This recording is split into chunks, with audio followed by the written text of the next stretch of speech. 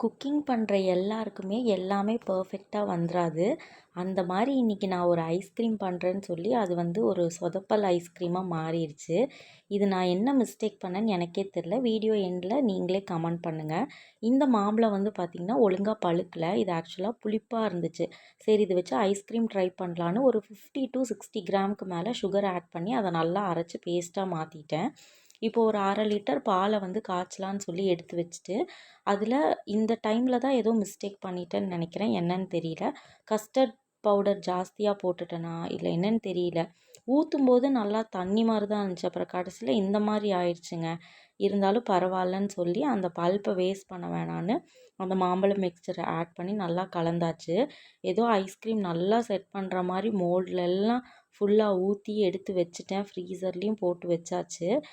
ஃபைனலாக ஃப்ரீஸ் பண்ணி எடுத்துகிட்டு சாப்பிட்லாம்னு சொல்லி சாப்பிடும்போது அதோடைய கன்சிஸ்டன்சி வந்து வேறு மாதிரி இருந்துச்சு. ஐஸ்கிரீம் மாதிரியும் இல்லை, ஐஸ் கட்டி மாதிரியும் இல்லை. இது என்னன்னே கண்டுபிடிக்க முடியல.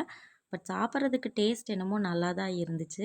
எனிவேஸ் இந்த வீடியோ பிடிச்சிருந்தா லைக் பண்ணுங்கள். பாய்.